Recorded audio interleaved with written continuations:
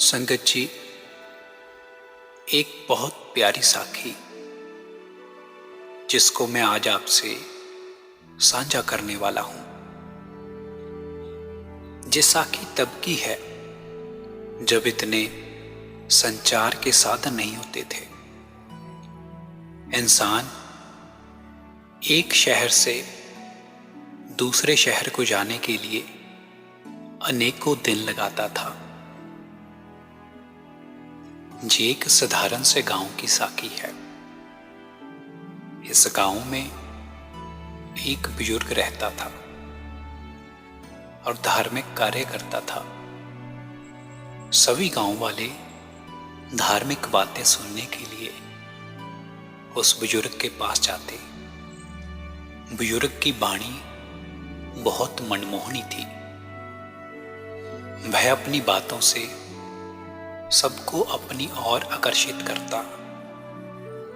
उस गांव में एक बहुत खूबसूरत छोटा सा लड़का था जिसका मन खेल कूद में ना लगता, शरारतों में ना लगता। वह भी धार्मिक वृत्ति का था। वह बच्चा अक्सर उस बुजुर्ग की बातें सुनने चला जाता और वह बुजुर्ग भी उस बच्चे से बहुत प्रेम करता। उस बच्चे के परिवार वाले बच्चे की वृत्ति को देखकर बहुत परेशान होते कि ये बच्चा ना तो और बच्चों की तरह खेल कूद करता है और ना ही कोई शैतानी करता है। इसका मोह तो धार्मिक कार्यों में है। हमारा लड़का दुनियावी कार्यों में पीछे रह जाएगा, फिर हमारे घर की संभाल कौन करेगा। अक्सर उस गांव के लोग अपनी मुसीबतों को हल कराने के लिए उस बुजुर्ग के पास चले जाते। उस बच्चे के परिवार वाले भी अपनी मुसीबत को लेकर उस बुजुर्ग के पास जाते हैं। तो उन्होंने देखा कि उनका बच्चा उस बुजुर्ग की सेवा कर रहा है। उनके परिवार ने ये सब देखकर उस बुजुर्ग से प्रश्न पूछा, कृपया आप हमारी मुसीबत को हल करें। हमारा बच्चा सबसे अलग क्यों है? ये बाकी बच्चों की तरह दुनियावी कार्यों में रुचि क्यों नहीं दिखाता? हम इस बात को लेकर बहुत परेशान हैं। ये बात सुनकर पहले तो महात्मा मुस्कुराए और फिर कुछ समय शांत रहने के बाद वह बोले, आपको परेशान नहीं, आपको तो बेफिक्र होना चाहिए कि आपका बच्चा दुनियावी लज्जतों से कहीं ऊपर है। धार्मिक कार्य कर कर अपनी रहती हुई यात्रा को पूरा कर रहा है। जे अपनी रहती हुई जिंदगी में एक धार्मिक पुरुष बनकर उभरेगा। ये सब बातें सुनकर बच्चे के घर वाले घबराए। बच्चे की मां बोली, ऐसा नहीं हो सकता, मुझे तो अपने बच्चे को एक व्यापारी बनाना है। तो इस बात पर बुजुर्ग बोला, नाम के व्यापार से ऊपर कौन सा व्यापार हो सकता है? इस व्यापार के आगे सभी व्यापार फीके पड़ जाते हैं। दुनियावी सभी लज्जतें नाशवान लगती हैं।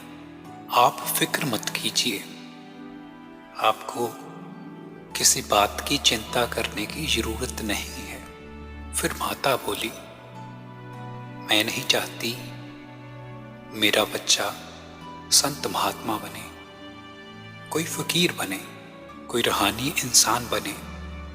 मैं चाहती हूं मेरा बच्चा कोई डॉक्टर हो, इंजीनियर हो या फिर कोई अच्छा व्यापारी हो। फिर फकीर बोला, माता, जो उसके अंतर में प्रफुल्लित हो रहा है उसको आप किसी भी यत्न से नहीं रोक सकते। जो उसने अपने धुर कर्मों में कर्म लिखाए हुए हैं उनको आप नहीं रोक सकते। जे हरि नाम का बीज अपने साथ लेकर आया है। जो बच्चा अपने बचपन में ही अपने धार्मिक यत्नों से उस बीज के प्रफुल्लित होने के लिए अनेकों यत्न कर रहा है, हम जितनी कोशिश कर लें उसे नहीं रोक सकते। फिर फकीर बोला, ये कैसी आत्मा है जिसने अपनी पहली जिंदगी में बहुत ज्यादा रूहानी तरक्की की, पर अपने सफर को मुकम्मल नहीं कर पाई, और अब ये अपना वही सफर मुकम्मल कर रही है। आप बेफिक्र रहो, ये बच्चा आपकी कुल को तार देगा। सो इस साखी से हमें यही प्रेरणा मिलती है कि हम सभी जहां पर यात्री हैं और परमात्मा को पाने के लिए अनेकों यत्न करते हैं। जैसे जैसे हम अपने यत्नों में सफल होते हैं, वैसे वैसे हम उस कुल परमात्मा के नजदीक होते जाते हैं। फिर जैसे ही कोई पूर्ण संत महात्मा हमारा लड़ पकड़ लेता है, तो वो अपने बल से हमारे सफर को मुकम्मल कर देता है।